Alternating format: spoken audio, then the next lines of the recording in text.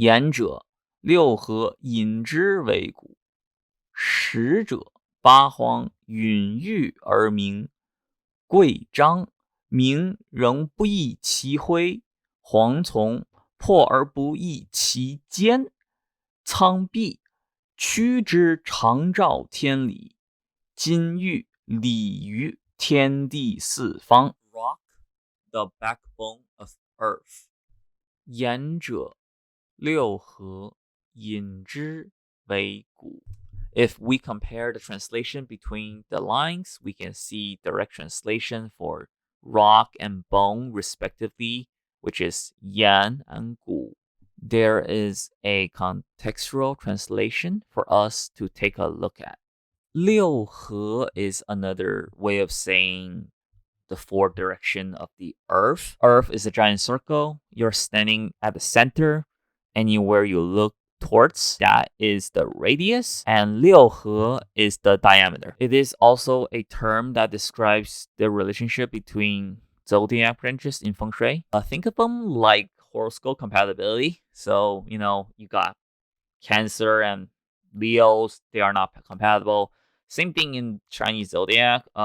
Horse and mouse, they don't get along together. Monkeys and tiger. So going back to the original constellation line, aside from 六合 as a vocab, there isn't really much for us to discuss. Let's move on. Jade. 实者，八荒孕育而鸣。八荒 means the heaven or 天下, and 孕育 means hidden jade or wits. And 孕育 is a specific term to describe somebody's intelligence or somebody who has the hidden potential to achieve something greater. So if we compare and contrast the first two constellation line, what we find is a very unique yin-yang between the two. So let's take example of the two vocab we just talked about. 六合 and 八荒. Right?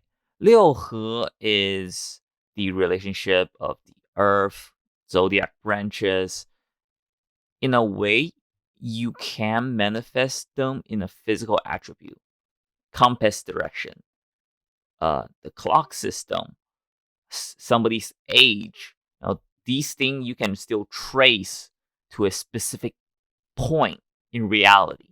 But if you look at 八荒, it is a concept where you cannot really say, oh, this is heaven, but where is heaven? So I think this leads to attribute in the ancient way of Chinese philosophy, which is the mandate of heaven. Mandate of heaven itself is a concept saying rulers are given rights by the heaven to rule, but those rights can be taken away, and it is very much different from the divine right of kings within the European monarchy system, where in mandate of heaven, natural disaster, war, famine, all of these are signs of the king no longer have the favor of heaven to rule, and people are allowed to rebel and overthrow and establish a new dynasty. So going back to the first two sentences, you have earth, you have heaven, you have a physical attribute, and you have a concept.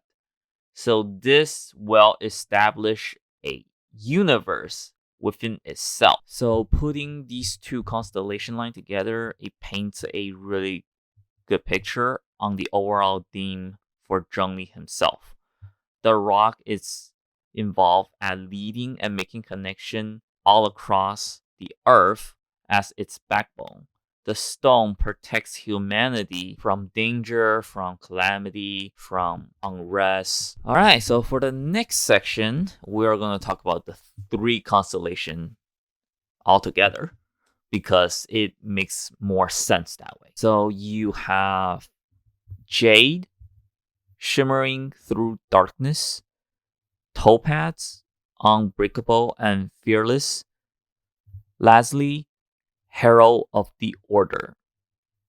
贵章名仍不夷其辉，蝗从破而不夺其坚，苍壁屈之长照天理。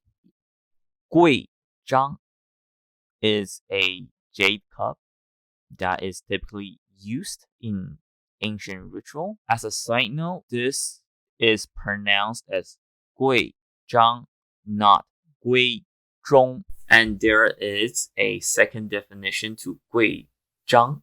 We'll get back to the term and its definition in a bit. 名仍不易其辉. So what we have here is two words that are opposite of each other. You have 明 and 辉. Ming means darkness or dusk, and hui means radiant. So huangcong is a type of yellow jade that is typically used to create ritualistic items in ancient China. All right, next up, po means broken and jian means firm. So if you take a look at these two sentences, you have firm, broken.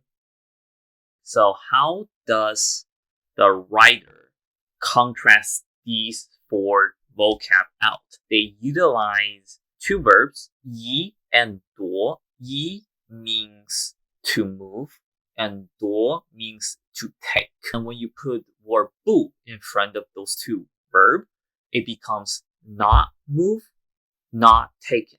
So if you read these two sentences with the context in mind, it becomes jade. In darkness, it is still not able to take away its radiance. Topaz, even though it is broken, but it is still firm. Unlike C3 and C4, C5's line serves as a vital connector between C6 and all of the previous constellation. It doesn't have the same sentence structure as C3 and C4. 苍壁 means lazily. 驱 means to drive. 照 means to illuminate. And 天理 means heavenly order or rule of nature. C3, C4, and C5 all have a subject of its own. Jade, topaz, and lazuli, each representing man, earth, and heaven. 以苍壁理天, 以蝗虫理地, using lazuli to make sacrifice to the heaven, and use topaz to make sacrifice to the earth. 贵章 has another meaning. It means somebody or someone who has a lot of potential. And I think in this case, jade in Zhongli's constellation, it is referred to humanity's potential. Going back to his second constellation, right? It is the cradle of jade because we live in Tavad. They live in leeway. That's how people leeway's potential to overcome adversity. And that is why in C3 it says jade shimmering through darkness. Even though there are challenges, there are darkness ahead, humanity's potential to overcome will always shines through. And overall, all of these three concepts goes back into the idea of unity of man, heaven, and earth, and that is so prevalent in Taoist belief. And that finally leads to the last constellation, which is 金玉鲤鱼天地四方. Translate to crystals, bounty of dominator. 天地四方 is a set of words that represents heaven and earth along with four directions. And li and yu, it is a set of verbs that representing gifting or to be gifted. So you got gold and jade, jin, yu, gifted across the four directions of earth. Overall, what are some of the lessons we can draw from these 6 lines. So first of all, we can acknowledge that Earth, it is not just a place to live, but it's also a place for protection, preservation, and development of humanity, which is in Liwei in Genshin's term, and Zhangli represent Earth itself. Zhangli's role as Rex Lapis, it is supposed to protect its people, it is allowing prosperity to spread, but at the same time, humanity in Liwei proved itself during times of crisis. When Zhangli did his job properly, when people in Liwei developed their own potential, developed their own character, that is why heaven is moving smoothly in this case. And that is why there are prosperity spread across Liwei. So overall, Zhangli's constellation indeed reflects his character and Liwei arc all by itself.